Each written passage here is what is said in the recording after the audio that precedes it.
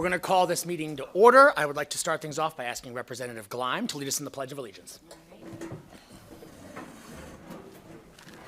I pledge allegiance to the flag of the United States of America and to the republic for which it stands, one nation, under God, indivisible, with liberty and justice for all.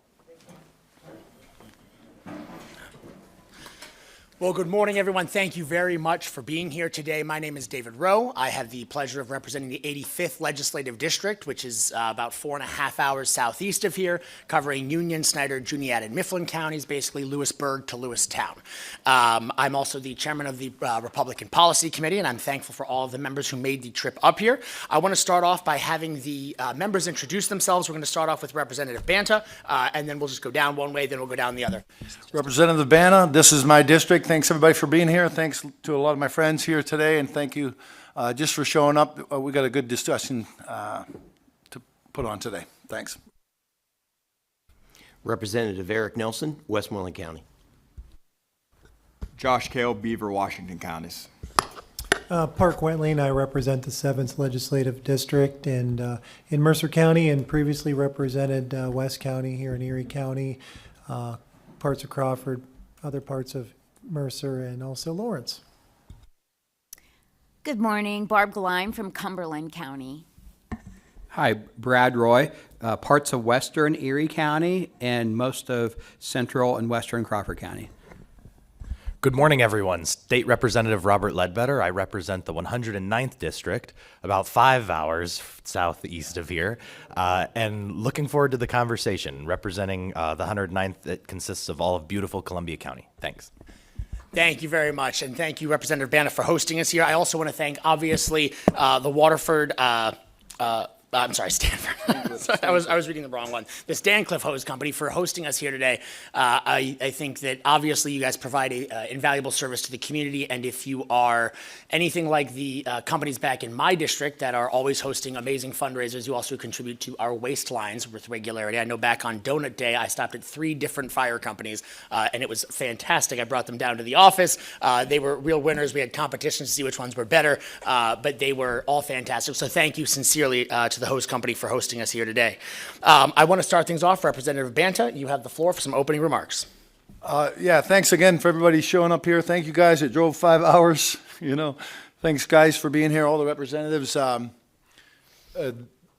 These guys sitting here are guys that I grew up with, and I had the fortune when I got out of the military to come out and raise a family here on a family farm. I took a job as a well tender in the gas industry. And it was a big opportunity to learn about prosperity in Pennsylvania and how Pennsylvania, I saw, and I say this to guys a lot of times, I saw what it did for my family. We were, picking potatoes off of Brace's field and putting them in a cold cellar. I mean, there was hard times in the 80s, and I got into the oil and gas industry, got to tend some gas wells, and we're here to talk about the taxation of that.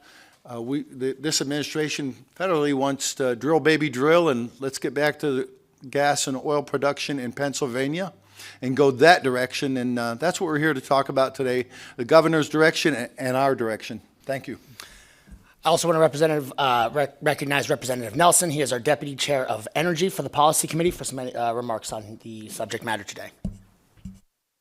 Thank you, Mr. Chair, and it's great to be up here in Erie with Jake on the lake, as we like to call him.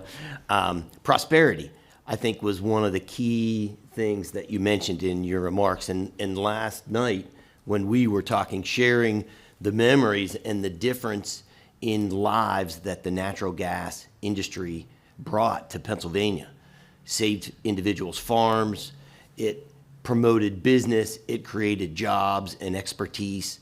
And then, unfortunately, just a few governors ago, we launched into this weaponized environmental attack that really wasn't changing, wasn't moving the environmental outcome, but really the goal is to create an unreliable environment by new words, Orwellian terms that not only workers don't understand, but investors don't understand. You know, I was on a call earlier this morning with national energy folks, and the unreliable business environment makes it extremely difficult to invest in Pennsylvania. And we've seen that in cancellation of baseload energy projects. When we talk about a power plant, that's 1 million man-hours of work lost. Multiple projects closed since the governor's executive order. And he has spent just under $3 million taxpayer dollars to continue the fight for Reggie in front of our 5-2 Supreme Court. $3 million is costing Pennsylvania millions of man-hours of work and billions of dollars in private investment. And that's why I really look forward to hearing the testimony of people who are invested here, working here, and whose message really needs to be heard. So thank you, Mr. Chair. Thank you, Representative Nelson. The reason we're here today, I think we all know, is to talk about energy. Despite the fact that Pennsylvania is the second largest natural gas producing state, despite that, we are 18th when it comes to costs. 80% of Pennsylvanians have attested that their energy costs have gone up over the last year. Pennsylvania families are spending on average over $3,000 a year on their energy needs.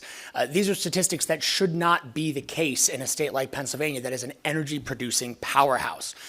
We hear directly from the people who understand these issues much better than I do at the PJM grid that the brownouts and the blackouts, they are coming. They're inevitable as we continue to mothball power plants like Homer City, as we continue to delay bringing online any new power plants. No new natural gas plants have been built in Pennsylvania since 2019, yet China's greenlighting 2 coal power plants a week.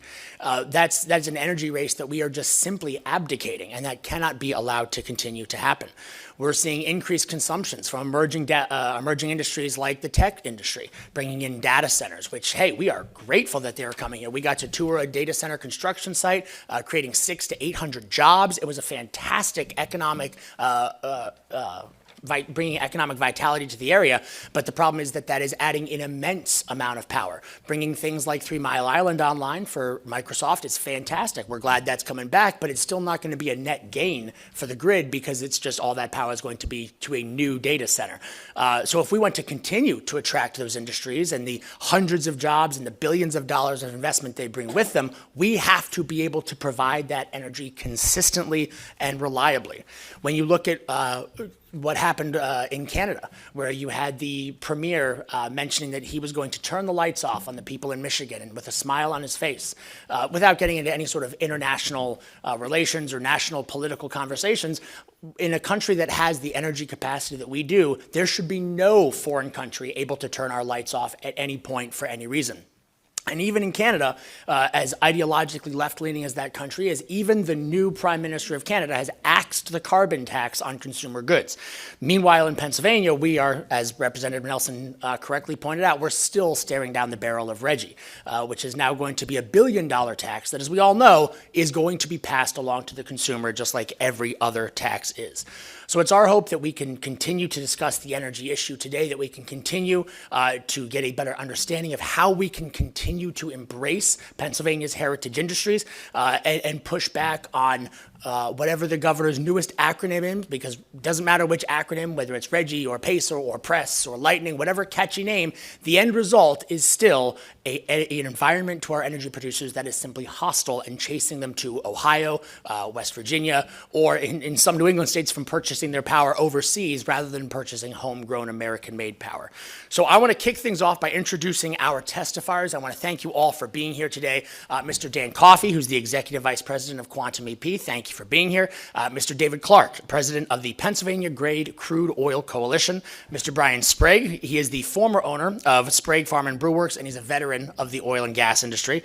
And then online, we also have Mr. Kenny Stein, who's the Vice President of Policy for the Institute for Energy Research. And just as some information for the members, there's a bit of a delay, so as we are having some question and answers later, when you're talking to Mr. Stein, he is not ignoring you. Give him a minute. He'll catch up with us in a second. Gentlemen, we're going to kick things off to you. I'd like to invite each of you to give us 3 to 5 minutes of testimony, and then we're going to have members' Q&A time at the end of everybody, just to kind of keep it a very casual, open dialogue. So, Mr. Coffey, I'm going to kick things off. You're first. Thank you, Mr. Chairman. I want to thank Nancy Nielsen for reaching out to me and for the committee for inviting me to talk about an industry that I've spent 46 years in and an industry that I love. And the majority of that has been spent here in Pennsylvania. I'm always excited when they send the short bus up to the home and let me out to come to any kind of meeting. So today it was great. But anyways, going back to what our topic is today, I'm going to give some statistics which will probably be eye-opening because we just think of a tax as it's pretty small, and I'll talk about what it is on oil. The oil and gas industry, the politicians for years on both sides have tried to balance their budgets off the back of the oil and gas business. And it first started back in 1919 in Oregon. By 1929, all states had imposed taxes on oil and gas. And so, you know, we go back a ways on how we tax oil and gas. The industry has paid taxes upon taxes. In the Commonwealth of Pennsylvania, it starts with fees or taxes on permitting the wells. After the well's drilled, the drilling companies and other service companies pay taxes on the revenues. When the well starts to produce, an impact tax, which I'm sure the committee's very familiar with, is applied to oil and gas that's produced. Since its inception in 2012, the Commonwealth has collected $2.72 billion on impact tax. After the product is refined, and we have to remember on gasoline, I'm going to talk about gasoline and diesel tax right now, but 45% of a barrel is gasoline. And so when we're talking about a barrel is 42 gallons, we've got 45% of that just is the gasoline that is taxed. Mm-hmm. And so the current gas and diesel state taxes in the Commonwealth are as follows. Gasoline at 58.7 cents per gallon. And this is the staggering thing when you think about it. That equals, if you would take a barrel, 42 gallons, that's $24.65. And diesel is 75.2 cents, and that's $31.58 per barrel. The United States then, they jump on it too with an 18.4 cents per gallon on gas and 24.4 cents a gallon on diesel. As of March 17th, oil producers were paid 67.48 cents per barrel. Out of this price per barrel, producers pay landowners between 12.5% to 20% off the top. There's no expenses out of that. So netting between 59.05 and 53.98 respectively for the gas and diesel. Remember, the producers take 100% of the risk, and the Commonwealth collects through fuel taxes almost 50% of the net price per barrel with absolutely zero risk. And if you look back at, now we'll go back to the 45% part. So it's almost dollar for dollar that the Commonwealth is collecting on taxes for what the producers get. When you increase taxes on oil and gas, the following concerns should be taken into consideration. And then this is what the governor needs to understand. Economic competitiveness. Higher taxes could make Pennsylvania less attractive to oil and gas companies compared to other states with lower tax rates, potentially driving investments and jobs elsewhere. And that will happen. These companies, we have seen them move out. If they can, there are better fields elsewhere, but they will try to stick it out here if it's friendly. And when you start taxing them to death, that they're going to leave. Especially when you have Ohio and West Virginia so close, and we're getting the same kind of wells over there in this horizontal stuff. So the impact on the local communities, the current impact fee system directs funds to local communities and infrastructure and public safety. a shift to higher taxes might reduce these direct benefits. The oil and gas industry in Pennsylvania is mature, so it's stable, but increased taxes could lead to reduced drilling activities and slower economic growth. Then we have the revenue uncertainty. While higher taxes might generate more state revenue, they could also discourage production, leading to a potential decline in overall tax income over time. And then the consumer cost, this is where it's coming down to our friends and neighbors. Increased taxes on oil and gas producers could be passed on to the consumers in the form of higher energy prices affecting households and businesses. Ohio and West Virginia has acreage that I mentioned earlier to produce oil and gas that competes with the Pennsylvania. So don't take producers in Pennsylvania for granted. They will swiftly take their capital and move it to a state that considers their financial needs. Unlike in the conventional well days back in the 70s and 80s, as we went through them, 90s, most of the companies producing wells were just mom and pop companies. But now with the horizontal wells, almost every one of the horizontal well drillers are public companies. So now they have to perform for Wall Street. So if it means that you're going to get taxed to death in Pennsylvania, it means they're going to go somewhere else with their dollars. They really don't care if they lay off workers. They don't. And they'll close facilities and move to a different area and drill and produce wells. Other services are also affected by producers slowing down operations.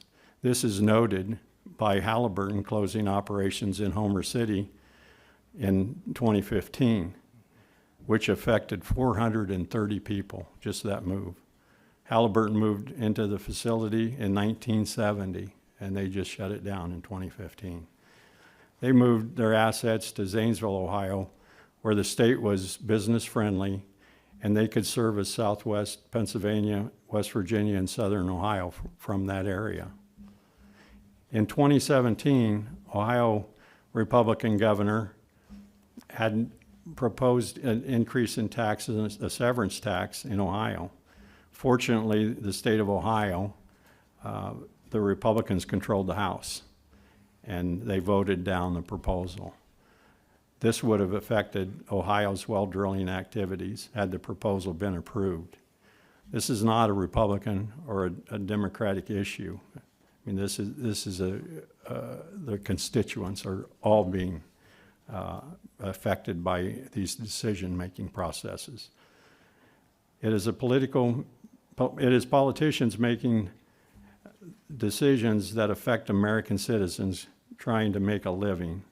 Increasing taxes on oil and gas will decrease jobs, which will affect grocery stores, fuel, motels, factories, unions, farmers, and everything oil and gas touches. Instead of capping emissions, it would be more beneficial to increase the use of natural gas to drive down carbon issues in the atmosphere. In my opinion, higher taxes on Pennsylvania oil and gas and cap on emissions will be very detrimental to the residents of the Commonwealth. Thank you, Mr. Coffey. Mr. Clark. Well, good morning. Thank you for the chance to address Chairman Rowe, members of the committee. Thank you for the opportunity to speak today as president of the Pennsylvania Grade Crude Oil Coalition and also a small conventional oil and gas operator, second generation. My kids are now third, as you were saying, Dan. We're going to speak directly from the conventional side in this segment. I'm here to oppose Governor Shapiro's hidden energy taxes, which are in PACER, and also the continued reliance on a failing green energy agenda accelerated in PACER. The push to tax Pennsylvania's reliable homegrown energy while subsidizing unreliable green energy is not just bad policy, it's a threat to our economy, our grid stability, and our way of life. We've been told that wind and solar are the future, that they will replace fossil fuels, and that they will provide energy independence.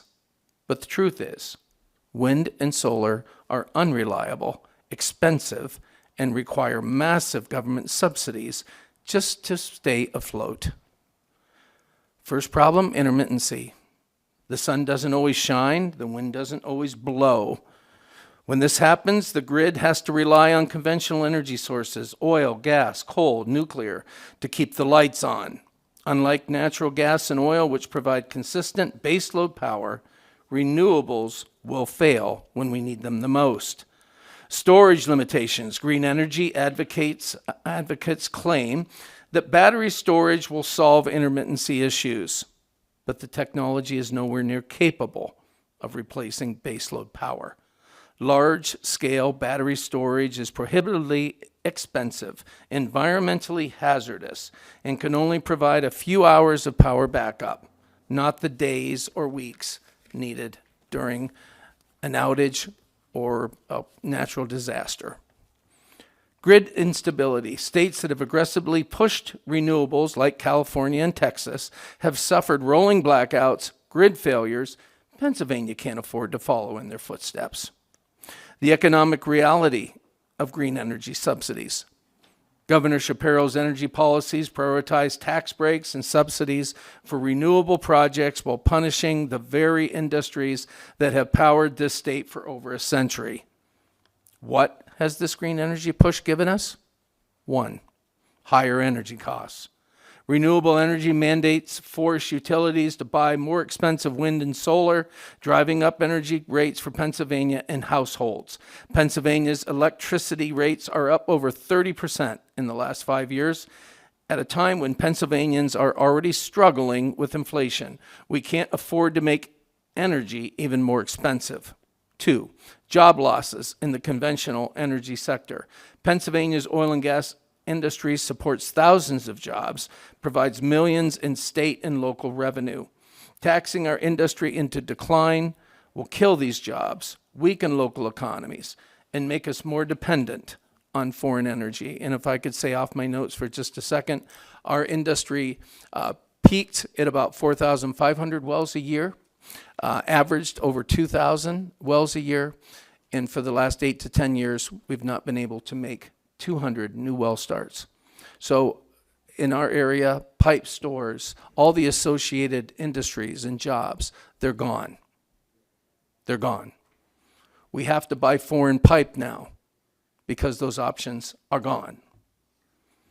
We are at a critical moment in this energy history of Pennsylvania. So just sorry to get off topic there a minute. Last, reliance on China for critical materials.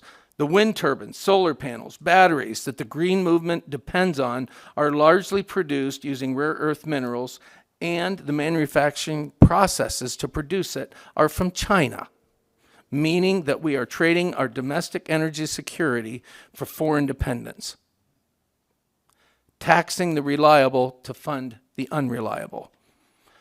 Governor Shapiro's proposed energy taxes would impose additional burdens on Pennsylvania's conventional oil and gas producers while continuing to funnel money into unreliable green energy products. This is not just bad economic policy. Again, it's a direct attack on Pennsylvania's energy independence. Pennsylvania's conventional oil and gas operators are mostly small businesses, as Dan already mentioned, not multinational corporations. So unlike them, we don't have the financial cushion to absorb no taxes or just move our operations to another state. Many of us will be forced to shut down, killing local jobs and cutting off a key source of affordable, local, reliable energy. Consumers will bear the costs. Energy taxes don't just hurt producers, they hurt consumers.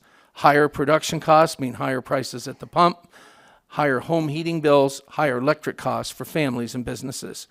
Green energy isn't self-sustaining. If wind and solar were truly competitive, they would not need endless government subsidies.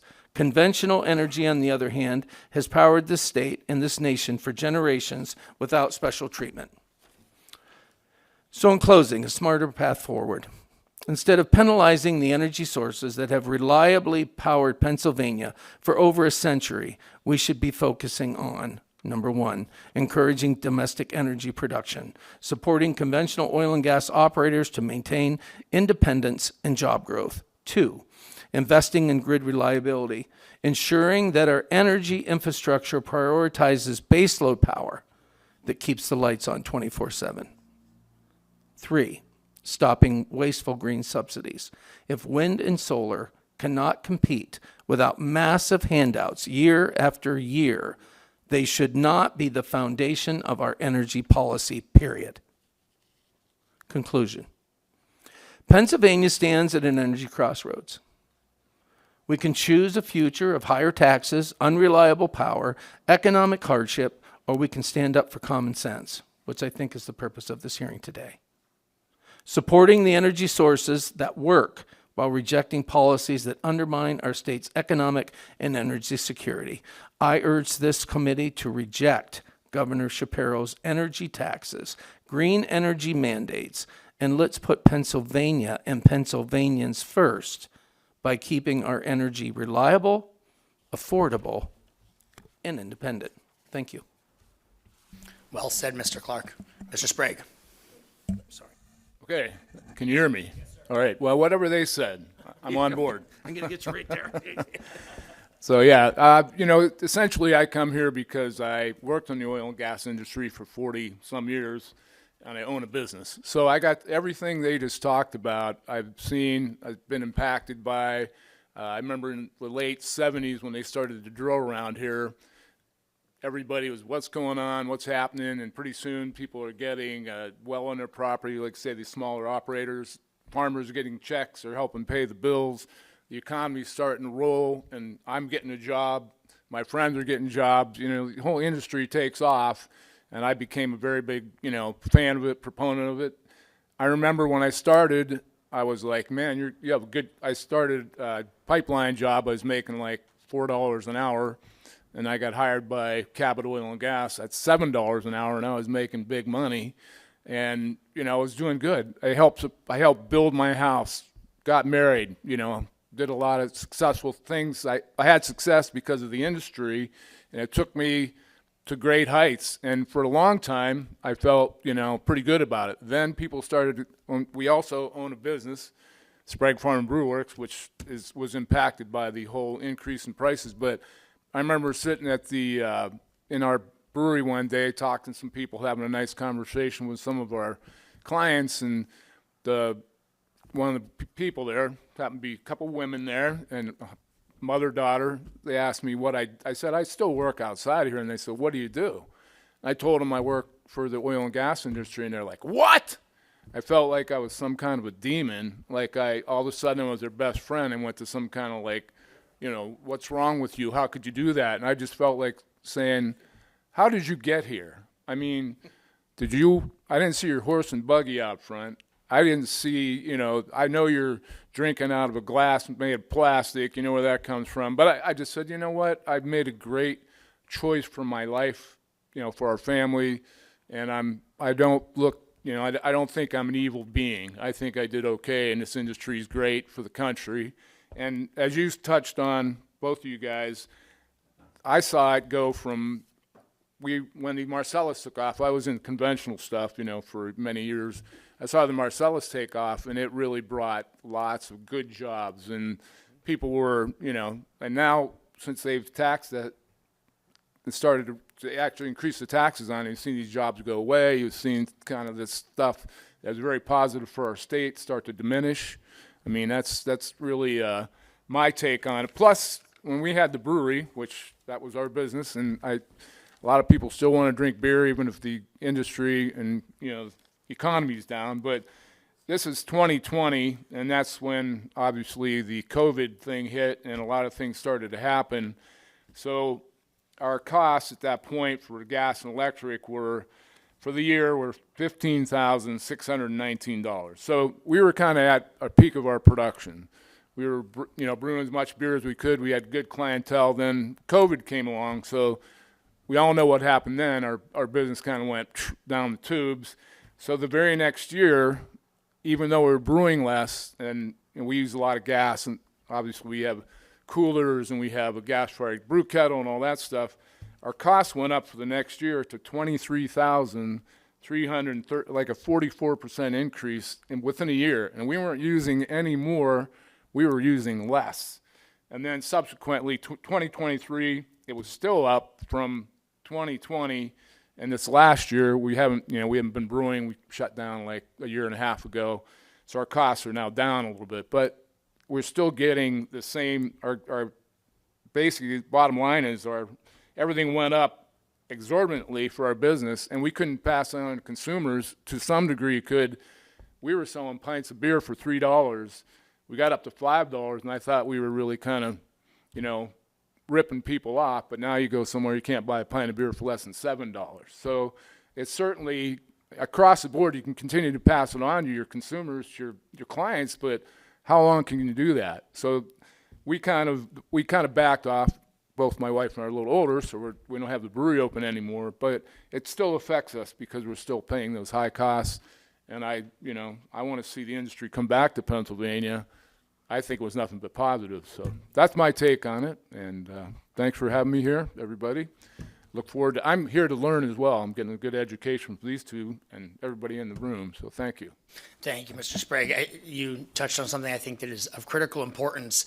All costs at the end of the day have to be passed on to the consumer, right? Because once your expenses and revenues don't line up, your creditors start coming knocking, and that's the end of that. So as much as politicians would like to say, oh, it's just a tax on the industry, it's not a tax on you, every tax on the industry is a tax on the consumer at the end of the day. Thank you, Mr. Sprague. All right, Mr. Stein, you're up. Hi, yes, thank you. Hopefully I'm coming through okay. So just to begin with, continuing on what we've already been discussing, taxes on energy redound through the entire economy. They're not just a tax on the energy producer itself. Energy taxes are passed through directly to consumers, of course, in the form of increased energy costs, higher prices at the pump, and higher gas bills to heat homes. But it doesn't end there. Energy, whether fuel or electricity, is the foundational input for virtually every step on a value chain. Transportation of food from field to processing and then to the grocery store is powered by oil. Refrigeration of that food requires electricity. Manufacturing facilities require often vast amounts of electricity or natural gas. The transportation of those manufactured goods requires fuel. Energy taxes raise costs at every step of that process. So the final cost of a product at the grocery store or at the mall will be hit multiple times by any energy taxes. This compounding effect means that energy taxes should always carefully, if at all, in normal times. When inflation is still elevated the way it is today, energy taxes are perhaps the worst kind of intervention that you can pursue. One of the most timely energy taxes for this particular discussion is, of course, the Regional Greenhouse Gas Initiative, or RGGI. And while the court definition of RGGI is a fee or a tax, obviously matters for the legislative debate y'all are having. For the purposes of economic discussion, it's very clearly a tax on energy. Taxing electricity production necessarily increases the cost of electricity. A review of the first 8 years of RGGI implementation in the initial states found that electricity costs increased 64% faster in RGGI states than in non-RGGI states. This is completely unsurprising, of course, and to building renewable generation capacity, which is one of the goals of RGGI, is not a solution to these increased costs, because at a grid level, wind and solar electricity generation actually serve to increase electricity prices. While wind and solar generation once built don't have ongoing fuel costs and thus appear cheap at the point of generation, they're not free or cheap for the grid as the whole. Upfront costs for materials are only the start. Wind and solar require more spending on transmission. They require more spending on some sort of backup capacity for the wind when the wind is not blowing and the sun is not shining. There are balancing costs to the grid to manage the sudden on-off nature of intermittent sources. And wind and solar have to be replaced in 20 years or less, unlike a conventional power plant that will serve for many, many decades. This raises the overall cost of electricity as the percentage of generation from renewables, especially wind, increases. If you look at real-world examples, this is borne out very clearly. In Europe, for example, Denmark at 56%, Ireland at 30%, at 30%, or the highest wind generation for 2024. The three countries with the highest retail electricity prices in order were Germany, Ireland, and Denmark. In the United States, over the last 10 years, we've seen prices for natural gas and coal, which still provide more than 60% of total electricity generation, at long-term lows. Yet, U.S. electricity prices have not declined in that time. They've actually gradually continued to increase. Pennsylvania has seen the same phenomena, even as natural gas generation has increased to 59% of the state generation, and gas prices have largely remained well below $5 per thousand cubic foot. State electricity prices have steadily increased. This is why I would characterize renewables mandates as another form of energy tax. Governor Shapiro's energy plan to tax conventional generation while mandating 50% renewables is thus a two-for energy tax. There is the direct tax on natural gas and coal generation that will raise electricity costs, but there's also the mandate to buy expensive wind and solar generation. Consumers will see the renewables tax in the form of higher electricity bills, though the revenue will bypass the state treasury and funnel directly to wind and solar developers and their Wall Street financiers. Renewable mandates are not benign. They are a tax. It's just a tax that a politician can get good press for increasing. There are system-wide impact outside the borders of Pennsylvania that also function as an energy tax on Pennsylvania citizens. Governor Shapiro, with great fanfare a few months ago, announced his lawsuit against the PJM interconnection over the high cost of last year's capacity auctions. But those capacity auctions are not PJM hoarding money or ripping off consumers. PJM itself doesn't even make profits. These costs are PJM desperately attempting to maintain the reliability of the electric grid, as Governor Shapiro and many of the governors of neighboring states continue to subsidize and mandate wind and solar electricity generation onto the grid. Shapiro and the other governors are trying to blame PJM for the obvious and predicted effects of their own policy actions. Operating in the background, of course, are federal level policies which also destabilize the electric grid. The generous subsidization of wind and solar generation, recently extended by the misnamed Inflation Reduction Act, will continue to impose challenges on state level policymakers. But with federal policy subsidizing unreliable electricity, it will be difficult and perhaps impossible for PJM and other regional transmission organizations to maintain reliable electric service through managed electricity markets. These harmful federal policies only reinforce the need for sanity at the state level. New taxes on reliable generation at the state level are absolute last thing that is time. Any questions you might have. Thank you very much, Mr. Stein. I definitely have a bunch of questions, but I'm going to defer to the committee members first. We're going to start off with Representative Kale. Thank you, Mr. Chairman, and thank you to the testifiers that are here today, Mr. Stein, Mr. Sprague, Mr. Clark, and especially Mr. Coffey. I don't know if I should be admitting this with my colleagues here, but Dan and I met each other 10 years ago. I was a general counsel and he was the COO of a company. We worked together extensively for a number of years and went through ups and downs in the industry. And I'm very pleased to see him here today because he has a level of expertise in this industry, really in both the conventional and unconventional, that isn't all that universal. I mean, there's a distinction between conventional and unconventional, and Dan has the expertise across the board in both. So I am going to get to a couple questions to you, Dan. I promise I'll keep it focused on the subject at hand and not any matters that would potentially breach the attorney-client privilege. But I got to say, it is political malpractice. I think we have to get straight on the talk on energy of what we've seen with this governor, of what we saw with the last administration. It is political malpractice that we are struggling to get the most in leveraging our energy industry. Pennsylvania's energy industry is unbelievable, and it is a layup for elected officials to benefit from it. It's a layup for our constituents to benefit from it, whether it's our coal assets, our oil assets, our natural gas assets, even our nuclear assets that we have around. And my understanding of it, and this is where my questioning is going to go, is where we are failing is really two basic things that we're failing in Pennsylvania state government, in particular with Democrat policy, in particular with Governor Shapiro's energy policy. Number one is we refuse to get out of the way. We want to interject ourselves in the energy discussion, and by doing so, we have ruined our grid. I don't think we should mix words on that, because there's going to come a day in the next couple of years where lights are not going to turn on. And the reason they're not going to turn on, let's be very clear, is because of Governor Shapiro's energy policies, it's because of Tom Wolf's energy policies, and it's because of the Democrats' party refusal to push back against those energy policies and actually get out of the way and let industry do what they can do. There's something that you mentioned, Mr. Clark, your testimony was fantastic, about China and us subsidizing China and us helping China. I think something that we ought to explore as well is the environmental harm that we're doing by subsidizing China. That's real. If we cared about our environment, and not just setting aside the economic benefits, the reliability benefits, if we cared about our environment, we would be using Pennsylvania natural gas.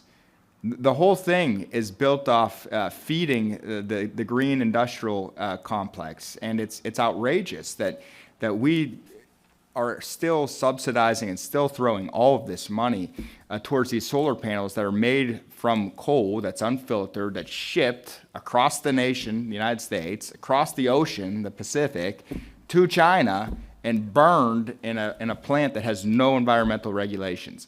And they're not renewable. They die after about 20 years, and no one knows how to recycle them or get rid of them. So what your conversation you're having was fantastic, but I'm sorry I start pontificating about this issue, and I get upset because it's so easy. It's so easy, and the governor talks about how he wants to win and how he wants to compete with Ohio and West Virginia. It's like Coach Sirianni saying he wants to win a Super Bowl and then benching Saquon Barkley. He is benching the top asset in the Commonwealth of Pennsylvania. He is not going to win until he leverages that asset. And unfortunately, our governor knows more about TikTok than he knows about the energy industry. And I say it's unfortunate because he can get a message out that could be completely bogus, that is completely bogus, but it reaches more people. And so we need to keep being diligent with getting our message out, getting the truth out. And hearings like this today are helpful to that end. But my question, I promise there is a question. Mr. Coffey, I'd like to ask you about a little bit about your expertise. You mentioned in your testimony the differences between Ohio and Pennsylvania. I would like to ask a further question on that. One thing that we have seen in Pennsylvania that is a serious obstacle to opportunity is permitting and getting permits done. And have you had any experience with that in Ohio as opposed to Pennsylvania? And could you explain a little bit of the differences that you see between the states? Well, Ohio has always been user-friendly when it comes to permitting. Very rarely there's ever a problem. You do your paperwork right, it sells right through the system. Columbus does a great job. Pennsylvania, I was working back, it would have been the early 90s, and there was some shallow oil well people drilling wells, trying to drill wells in the national forest. And there was a bat, an Indiana bat that they found some droppings of. Now, how do you go through the national forest and find an Indiana bat dropping? And I mean, this is how ridiculous it got. And it shut down all drilling for a year just because of regulations. But that's a big problem with, Pennsylvania almost over-regulates everything that oil and gas touches. Mr. Clark? I would add to that, specifically, the PNDI process has exploded in our permitting area, not threatened and endangered species. Those are federally, and that passes down to new statutory, regulatory categories called species of special concern. Anybody can put one on there if they have a concern. You don't have to prove habitat. They use aerial photography. They don't go out. But if they decide that a hemlock consolidated area could be that, all of a sudden now we're in that. We have people in this very room that have had to stop drilling. They couldn't do anything in that area at all. Build roads, drill, frack, pump for a period of time that could be a nesting season for something that was actually from Canada and could have come down here.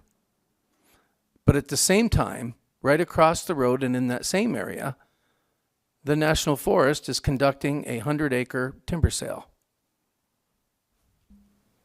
How does that work? We now have the DEP imposing another layer through an environmental justice scheme, adding to the permit burden. Do you know in our adjacent county to Warren County, that is completely an environmental justice area? Didn't know that until you figure out the fact that there's a prison there that actually raised the minority numbers. So now that hinders us from getting permits, or potentially could, because somehow we are discriminating and taking advantage of people that are less fortunate. This is the type of things that you're speaking, Representative Kale. Demonized to an end, weaponized, and if the camera could pick it up, I would show you a spud chart of how the conventional industry has been devastated from 2,000 wells a year down to usually under 100 new wells a year. The unconventional is starting to affect it now too, because there's no pipeline capacity takeaway. So they've stopped drilling as well in Pennsylvania, but they're drilling in Ohio and they're drilling in West Virginia. So we're at a crossroads. We need to decide whether we're going to become like New York or whether we're not. And we're there. Thank you. Very quickly, just a follow-up. Can you tell us about how many fewer employees are in your industry now than there were 20 years ago? Oh, I can only speak to, we have conventional gas operators in this room. I think most conventional gas operators, they're non-existent. They've in the southern part of the state, they've all been absorbed by the unconventional industry. Up here, the Brace family's still hard at it, but they've had to be very creative on their feet. How many are left here? You're looking at it. Yeah. In our area, I know we used to have 15, 20 employees. We drill 50 to 80 wells a year. It's down to my brother and I, my son, and my nephew, and an office guy. And a few years ago, we were 5-10% of the entire production of the conventional industry. That's ridiculous. It just makes me sick. And Pennsylvania is the place where oil was discovered. Pennsylvania, we built the nation. And in some ways, you could say we built the world because we had coal here and we had natural gas here to fund and to furnace the mills that built that steel and that iron before steel. We've always been the energy state. We are the energy state, and yet we refuse to leverage our resources. It's political malpractice, and I appreciate you guys coming here and talking to us about it. Thank you, Mr. Chairman, and forgive my pontification. Representative Gleim. Thank you, Mr. Chairman, and thank you for being here today. I just wanted to reiterate something that Mr. Clark said in his testimony, that the push to tax Pennsylvania's reliable, homegrown energy while subsidizing unreliable green energy is not just bad policy. It's a direct threat to our economy, our grid stability, and our way of life. And I didn't know what my colleague, Rep. Kale, was going to say, but we need to get the truth out. And one of my concerns in listening to all of you is also knowing that the science curriculum for our state actually just adopted the Green New Deal in the science curriculum, and that the PA Department of Education is teaching that oil and gas is bad.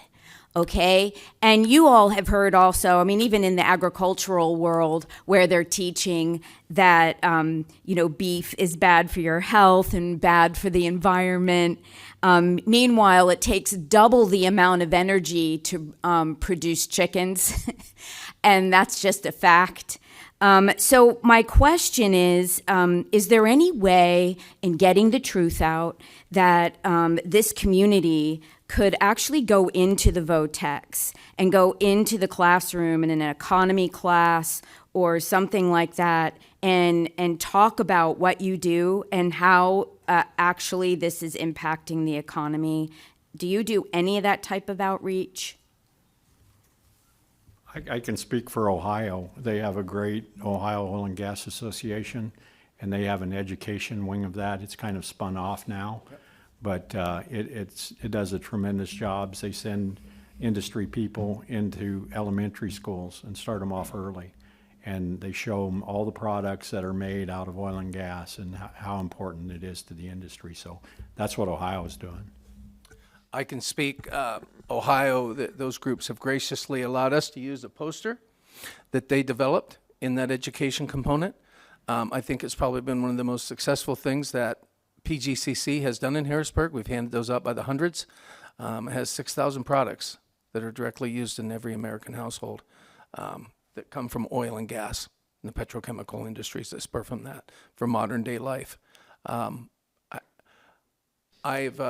I was shocked when first started going to Harrisburg 10 years ago that in many offices we were treated, don't mean to be crude, but maybe right about like a child trafficking person or someone that was in one of those horrific, yeah, it was disgusting. And I've quit apologizing for that. Oil and gas, coal have created a world and that was unimaginable 150 years ago. Where we live, we have the highest concentration of oil wells in the state. We have the cleanest water in the state. I've challenged numerous legislators from Philly and other places that are not impacted by our operations at all, that they can come up and take a drink out of our water, but I'm not going to take a drink out of their water. So we've actually created a cleaner environment with the proper use of oil and gas, not a lesser. So when I worked for Range Resources, they actually had a liaison and they had a program where they went around. There was a guy named Mike Forgione, which he actually worked for Williamsport Community College for a while. He went into schools, and that's how he had outreach to go and do that. They kind of, truncated that, got rid of it after a while, but that's what he did. So there is a way to spread the word, I guess, but you just have to have somebody who will do it, and you have to have, people will embrace that and bring them into the schools and give them the other outlook. He was teaching people there's good jobs to be had. There's opportunity there. So I think it's happened, but it got nixed. So it can happen again, I guess. Yeah, thank you. It was actually your story that caught my eye or my ear and wanting to ask that question. So thank you for your testimony. Representative Nelson. Thank you, Mr. Chair.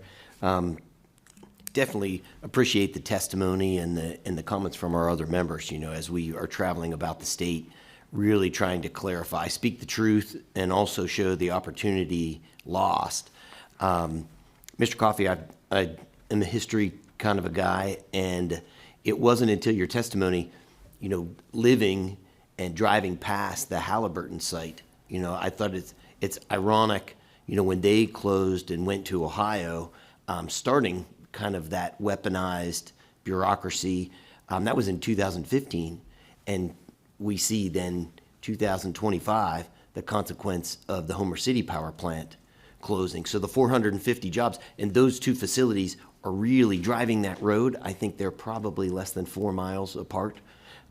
So when you look at Indiana County, two of the, two significant employers who were creating jobs and supplying families that were paying property taxes, it's a decade double punch that's happening all across rural and suburban Pennsylvania, But my question is going to begin with Mr. Clark. When you mentioned about the cleanest water, one of the other misnomers that we hear Governor Shapiro talking about is how effective Pennsylvania is in these millions of dollars being spent in well capping operations, and how they're casting this message that there are environmental catastrophes happening from leaking wells all over the place, but failing to mention that northwestern Pennsylvania and the crude oil,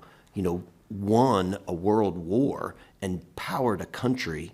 Can you touch on the difference between if private industry was empowered to be able to cap abandoned wells that happened multiple decades ago, and just touch on the contrast between your industry being empowered to cap those wells and what the costs are versus a government-run program to cap those wells? For 10 years, we've spoken about the fact that the best policy for this whole issue is a vibrant conventional industry, because we have the people, the know-how. Nobody can do it better, nobody can do it safer, and nobody can do it cheaper than us and the people, the expertise in our industry. They have chased the majority of that out over the last 10 years. And so now we're in a situation that now that the ILGA money is here and the governor is touting that more wells have been plugged in Pennsylvania by his administration in the last year than in how many decades before. The truth is those wells should have been plugged between low of 5,000 and a high of maybe 15 to 20,000 per well. And he's touting $100 to $120,000 per well average on these same, what I'm going to call low-hanging fruit wells. That is what the DEP picked for this first round of funding, so that they could get higher numbers of wells plugged. And he's bragging about it and touting it, and it should be a huge embarrassment and a waste of taxpayer money. I'm not wanting to interrupt you, but I just want to try to restate because I want to get my head around it. So if private industry and small business were capping a well, Yes. it's $10,000 to $15,000. On the high end. When government wells. is tapping that same type of well, it's Yes. over $100,000. Their average is pushing 125. So is government hiring private industry to do that? Or what's the cost? Like, why the 10 times factor? Multiple issues. One that's valid and that we would like to change is when you receive federal money, you do have to use Davis-Bacon rates for labor. But that's only the beginning. The other problem is they're using the procurement process by which you cannot, you always have to plan as a bidder for worst case scenario. So you're going to protect yourself. You're going to bid those things high. So they're creating an atmosphere of a worst case scenario every time and blowing through that money. The other reason is for the different insurance they required for bidding on those performance bonds, and they're over 2 times the amount of what you're going to bid. So you have to figure in the cost of that in it. So if it's $1 million project, you have to have $2 or $2.3 million worth of bond there. So they're just driving the cost through the roof. PGCC has, we've actually had in conventional bills and latest act, we've tried to have a grant program.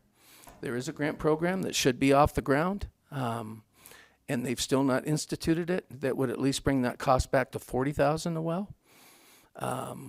That what you folks passed that 2.5 years ago. It was supposed to be enacted in 60 days. It's still not happening. And the long-term consequence of part of your testimony, you touched on the reduction in the number of new wells. Correct. You Yes. know, that and this is both conventional gas, but in the oil space and the restrictions that have been placed on oil wells, what does that do to the oil refinery? Because similar to Pennsylvania natural gas being incredibly clean, Pennsylvania's crude oil is really a special thing and supplies the nation with the cosmetic products and really high-end oil. But so 10 years from now, if we continue to constrict the ability to harvest some of the cleanest oil, what happens to that facility? Because this is a long-term attack on a whole nother industry, and they don't have a voice here today. Right. Well, let's be clear on one thing. The conventional gas component of the conventional oil and gas industry has barely drilled a new well in 10 years. So they have experienced catastrophic consequences of this regulatory attack and the pricing that's come through lack of pipeline takeaway space. The oil industry is the only people that have been drilling in the last 10 years. And those numbers have dropped 90-some% over what they were previously. How is that affecting our local refinery in Bradford that produces or refines that product? They now have to reach out to Canada, New Mexico, other places to get their oil, and it's an embarrassment. It's raising their costs. They need so much a day to run a plant. You don't have a refinery that makes, produces 12,000 barrels a day and then take it to 8. It's made to run at a certain capacity efficiently. You have to get it one way or another. So they're having to bring and rail that oil in when it's literally all around them. Thank you, Mr. Chair.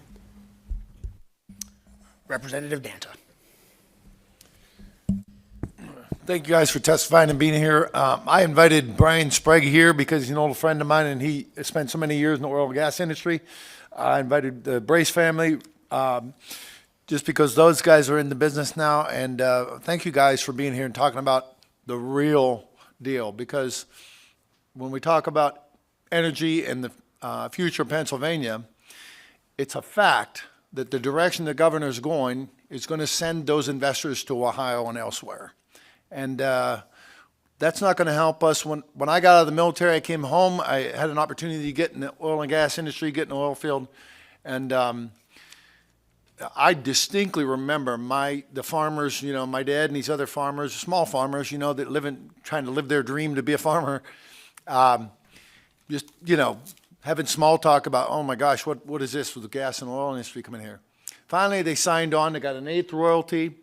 They got free gas. We stopped cutting wood for heat. They got, 200 cubic square, whatever it was. And, it changed our lives. And the guys that bought a brand truck, it changed their life. Every industry around here, everybody was affected by that. Right here where we're at, guys, right where we're sitting right now. And I was there to witness it. And these guys know it. And so the direction they're trying to go with, putting more constraints, more taxes on our gas industry in Pennsylvania is directly saying to you, we're going to charge you more. We're going to make your life harder. That's the way I see it. They're going to make our life harder here. So why not go back and let's follow what they're doing federally? Drill, baby, drill. Let's do it. Let's use what we have as a natural resource. I got a call when I was running for office. And somebody said, well, you should go up to Ripley, New York. They're having a big discussion on solar panels. And so I went up there, and they want to put in a battery farm. I go, oh, what is a battery farm? And I did a little research. These batteries are there, and they catch fire, and the fire department's not even qualified to go put them out. I'm like, well, what do you do? And I go, well, we pretty much let them burn. I go, well, that's interesting. There's also an eviction policy because it's toxic.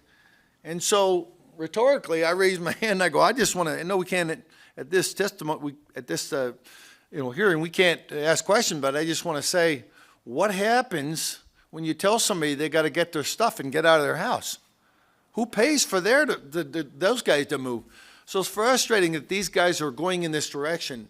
None of us in this room are against innovation. If they said, you can crush your electric bill by putting the panels on the roof. So you say, well, how much are going to cost me and when will it be paid off and how long are they going to last? We would all go in that direction here, but it's a fallacy. And these guys are saying it's government subsidized and it's not sustainable stuff. I mean, they're talking about windmills now in Lake Erie. I'll be fighting that down there. I'm definitely going to speak on that down in Harrisburg. The fishing industry up there, as the Fish and Boat Commission said, Tim Schaefer said, it's the golden era of fishing right now. And they want to go out and put windmills in the lake. So this is not the direction we need. I saw the direct reflection of what oil and gas industry did here. My dad and everybody else went out and bought a tractor and the implements. They went down to Cafferlin's. They stopped at Country Fair on the way there and got their lunch, diesel fuel. You don't lose farming when you do oil and gas industry. You can farm right over top of it, and we did. And Randy knows this. He does both. So this is a very, very important, and the direction that we're going with under the guise of a cleaner earth is BS. It's just the wrong direction, and the governor's doing it, and the last governor did. And I guess my question for you guys is, which I've just explained to you in my own perspective, what is your perspective? Any of you guys can speak. What is your perspective on how it affected your community when the gas and oil showed up? Go ahead, anybody.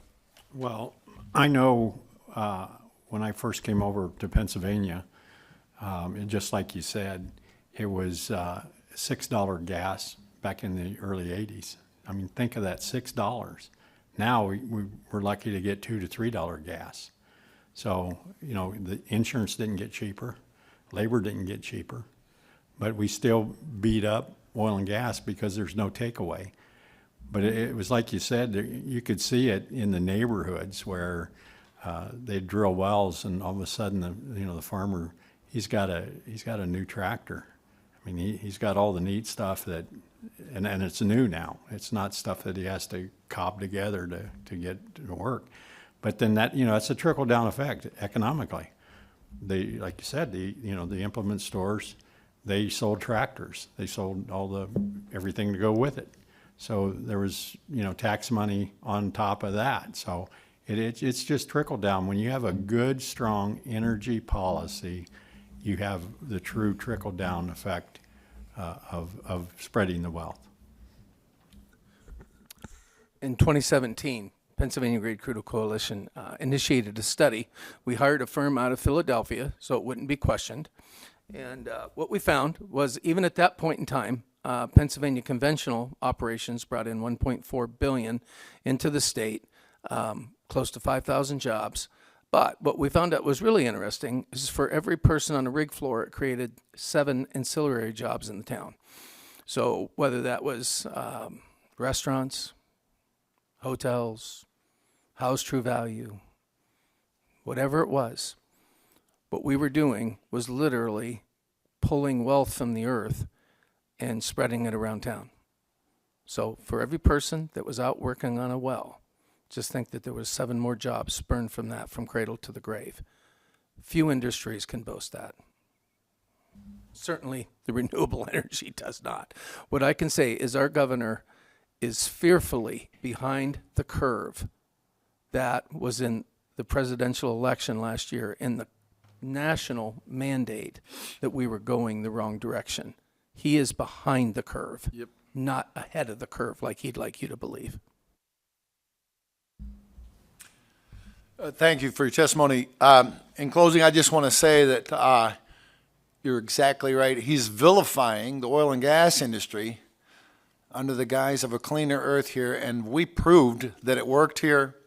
And a couple years ago, the Fish and Boat came up here, and we had a little event. We had a Hellbender Fest, and Tim Schaefer was here, and I said, okay, it's time to go down to French Creek and find one.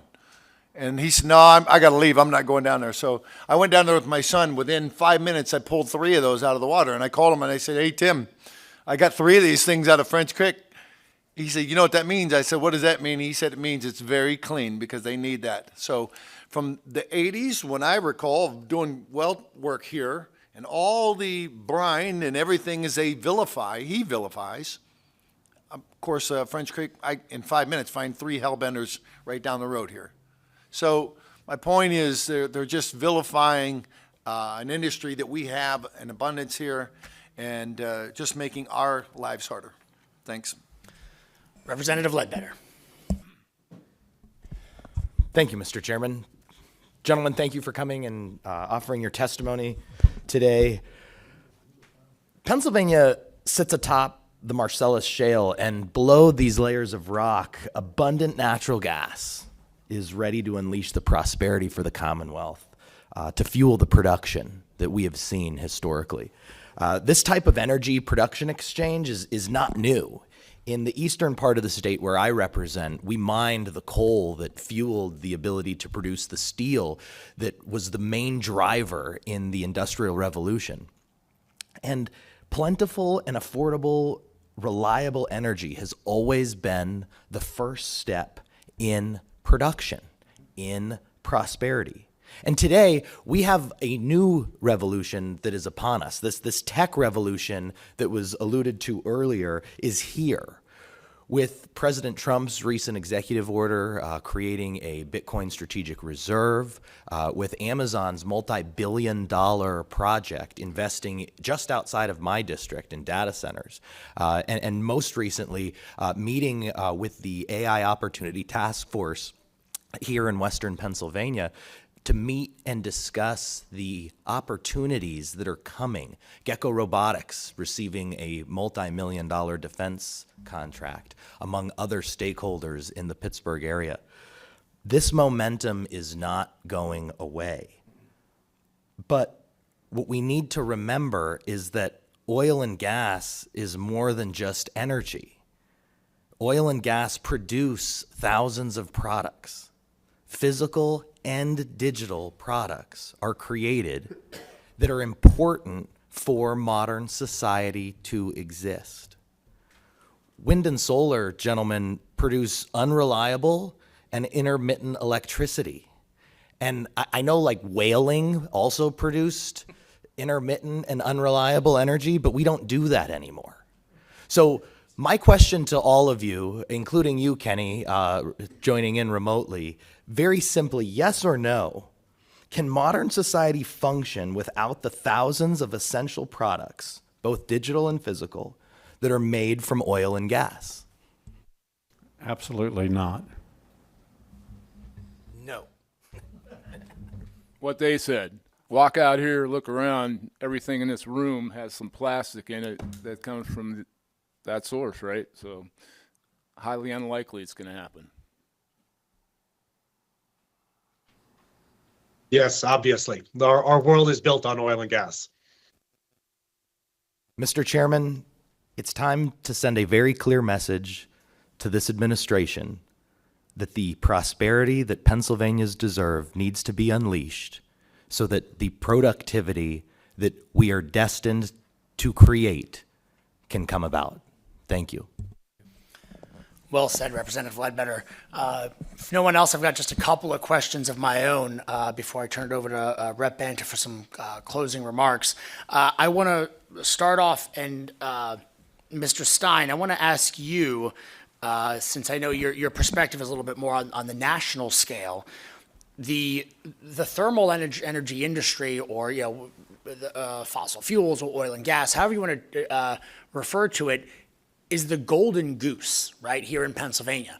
The jobs that are created, the revenues that are generated, when we look at a lot of the projects that the environmental lobby likes to push for, from recreational funding to stream bank stabilization projects to riparian buffer build-outs, all of that is funded, most of it is funded with revenues from the thermal energy industry. By contrast, unlike the thermal energy industry, which is a net revenue generator, the intermittent energy industry, which is what I like to refer to, the renewables, which are actually not renewable at all. Most of the panels and turbines end up in landfills. The intermittent energy industry requires subsidization. They're a net consumer of taxpayer dollars. So my question to you all guys, obviously, but also Mr. Stein, looking at what other states have done, if we kill the golden goose and we chase the oil and gas industry out of Pennsylvania into Ohio, and then on the back end, we're taking a double hit because we're still having to subsidize the intermittent solar panels and windmills just to keep the lights on. What happens to all of those programs? All of the great environmental work you guys have talked about, your super high quality water, who's going to be doing that great work? Who is going to be doing these stream bank stabilization projects? Who's paying for that when the oil and gas industry no longer exists to generate the revenues for those programs? And has that happened in other states? I mean, are we looking at just massive tax increases across the board? Because I don't think they're going to let these sort of environmental projects just go. What happens when we kill the golden goose and these monies stop flowing in? And that's open to anyone, Mr. Stein, as well.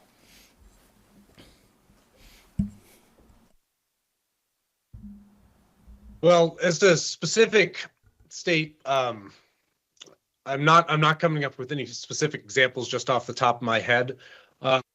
But you can certainly look at the experience that y'all have seen just across the border in upstate New York.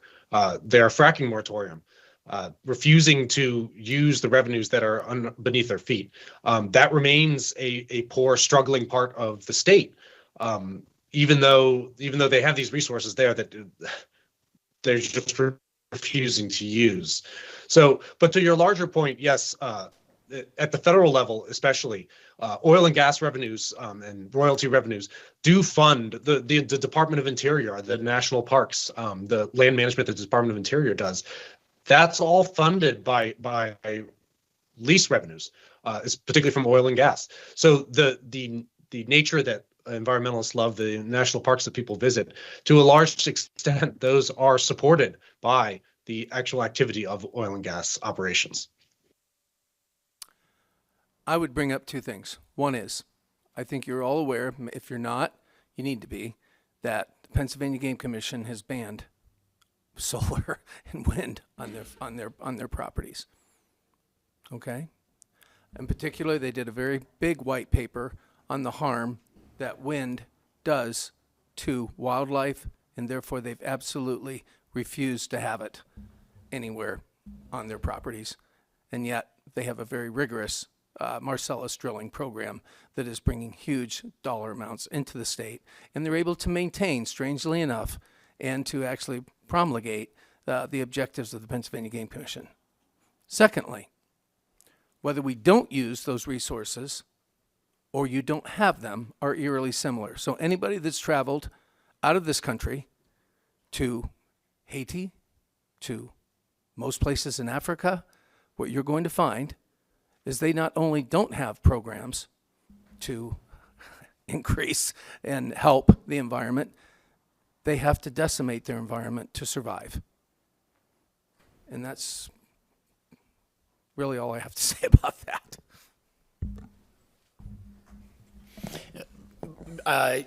Mr. Clark, you kind of answered this already when you mentioned the statistic of every well site worker is responsible for 7 secondary jobs that come from that.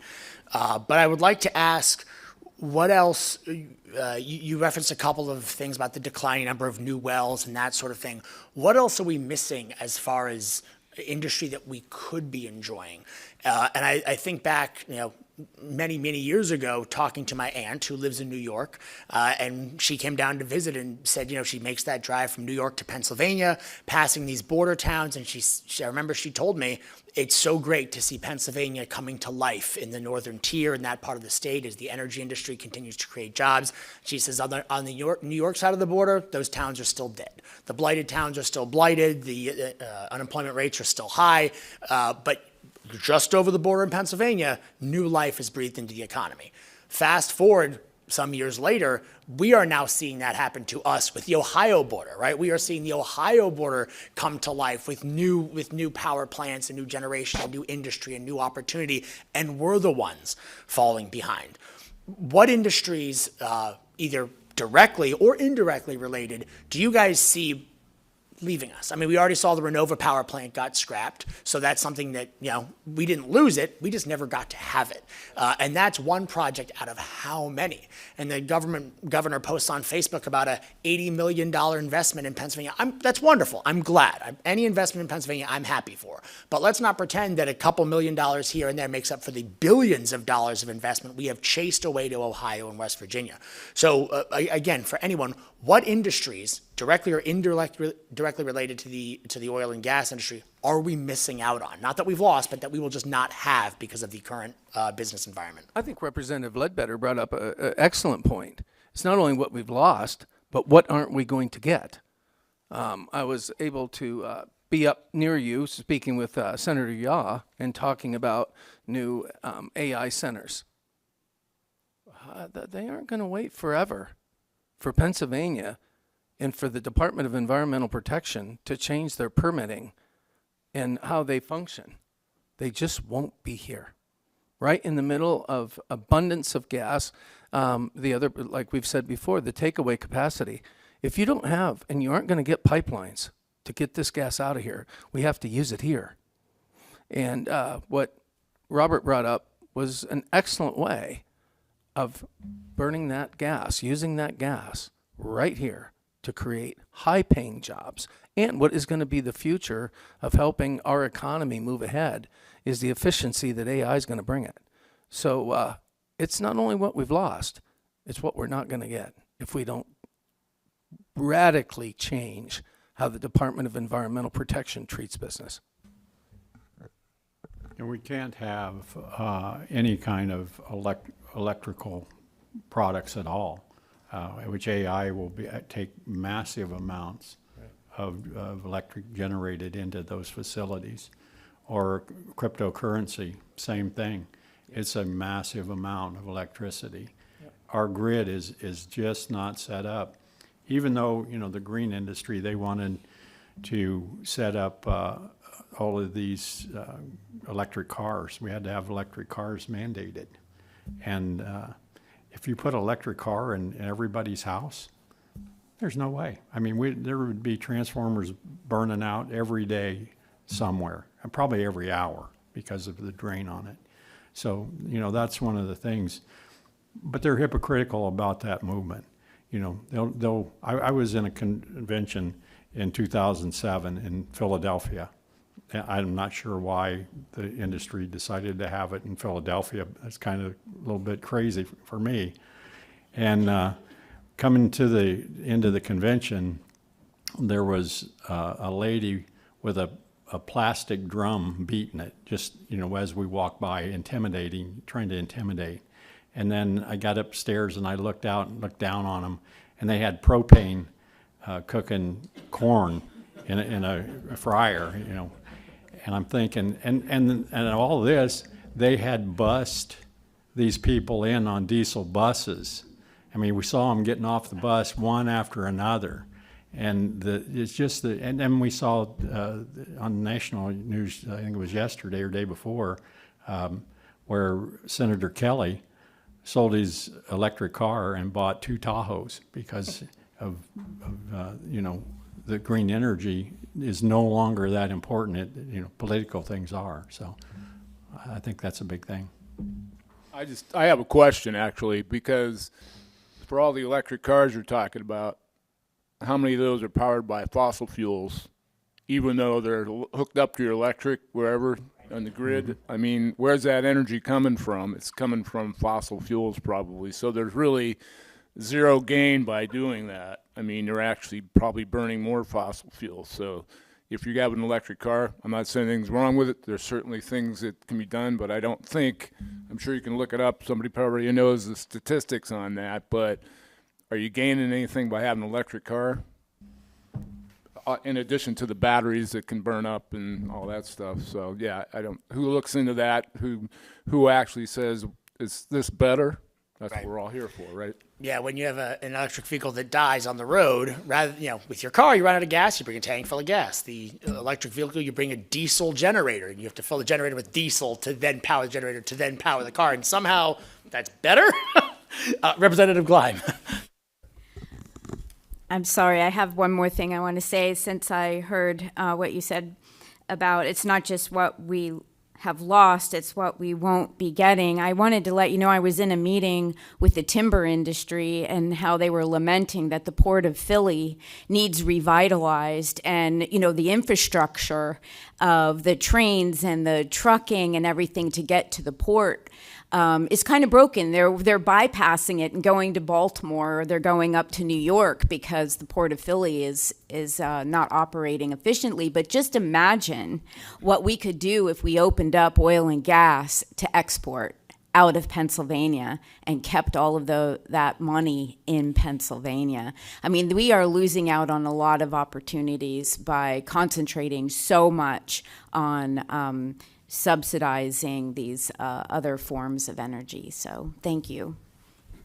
My last question, before I turn it over to Rep. Banta, the recurring theme that we have with our policy committee this session is achieving the American dream, making the American dream achievable for all Pennsylvanians. And I personally believe that starts with reliable, affordable energy. Because if you can't afford to turn the lights on, if you can't afford to power your business, if you can't afford to fill up your car, you're going to really struggle to achieve that American dream. But from each of your individual perspectives, and I'd like to hear from each of you, what does that American dream look like to you? And specifically, what role does the oil and gas industry, these reliable energy forms, have to play in achieving that for all Pennsylvanians? Well, if you don't have a strong oil and gas industry, the American dream will fade. And we've seen that through the last 4 years with the policies that have been pushed upon the Americans. And we got to remember that along with that, it's regulations. Pipeline regulations they've stopped pipelines just through regulations, and but there's no way that we're ever going to be able to push on to Now I'm looking at my grandchildren. I'm feeling sorry for them because they're not going to be able to live in the America that I lived in, and my children are lucky enough they're at the age, but they're still not going to live it like I did. The oil and gas industry for 46 years for me has been tremendous. It's provided a great life for me. College educated my kids, and my 46 years I put into it now. The first half of my career. Now I look forward to the second half of my career, and hopefully I'll spend that in the oil and gas industry. I think the bottom line comes from your testimony. And from a very simple business, what the cost of energy did to something that you would think really couldn't fail real easy, which is beer production.